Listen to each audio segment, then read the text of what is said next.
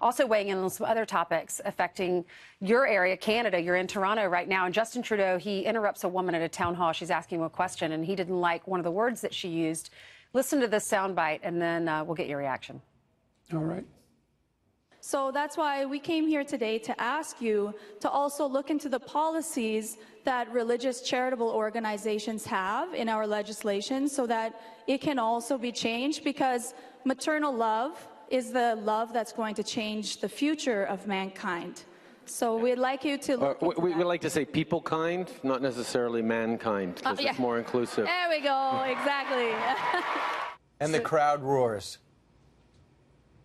Yeah, well, it's quite the performance. I mean, I'm afraid that our Prime Minister is only capable of running his ideas on a few very narrow ideological tracks.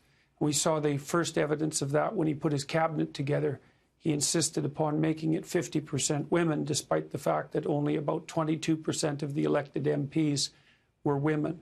And it was easier for him to do that than it was for him to screen people for the sort of competence that would actually be necessary to be cabinet members. So we've seen a fair bit of this behavior, but that was the most egregious example, I suppose. Dr. Peterson, I recall you taking some heat because you said you would refuse to use these gender-neutral pronouns.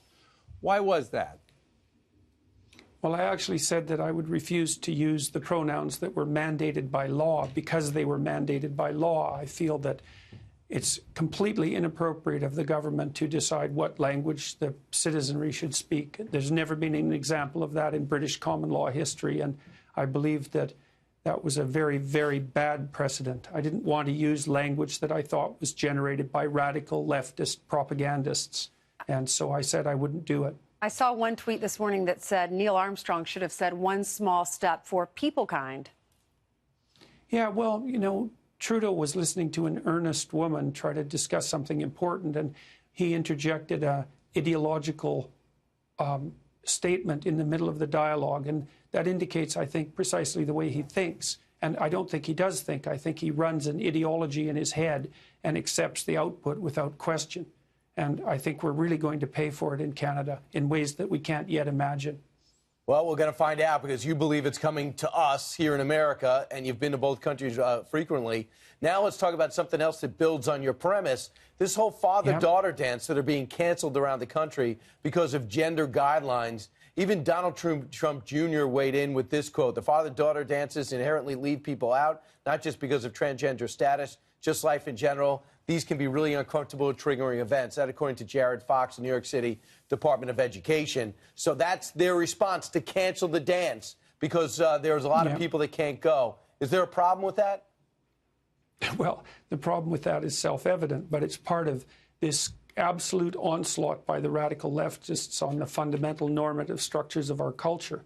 And if you're going to cancel everything that's triggering to everyone, then you're going to cancel everything altogether, because there isn't a single thing that anyone can ever say or do that isn't going to offend someone. And the idea that this is being done so that certain people's feelings won't be hurt, I think, is absolutely absurd. It's not compassion and care that's driving this. It's the desire to put forward a very pernicious ideology, and it's being very, very successful in its application. But, Dr. Peterson, they say that they're doing that to make things more inclusive. Yeah, well, they say all sorts of things, and they are a very small, noisy, dangerous minority. And it's really appalling that we're bending over backwards to do their bidding without question, under the name of compassion. A lot of my friends have been posting pictures of the daddy-daughter dance recently, and I think the pictures are so cute. Are little girls going to miss out on a memory? Well, yes, for sure. And the thing is that even your terminology, when you're talking about little girls, is something that's going to be increasingly forbidden as we demolish the classic gender ideas. And no one's going to benefit from that. And people it's going to be a real catastrophe. I mean, people are even talking about deciding on what gender they're going to be as youngsters. Yeah, well, that's happening all over. It's an absolute epidemic. And we've decided that children as young as 3 or 4 can now decide what gender they are and then undergo the appropriate surgical and biological alterations to bring their morphology in keeping with that. And It's a mistake of epic proportions, and we're going to pay for it in a big way. We do hear of that, but how often does that happen? It happens increasingly. Like in Britain in 2015, there were, I think, 57 kids in the gender dysphoria clinics, and last year there were 2,000.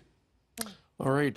He's got a great book out there, great number-wise right now. Number one in Amazon. It's called 12 Rules for Life. Dr. Jordan Peterson, thank you very much for joining us today from Canada. Thank you. Thanks very much for the invitation.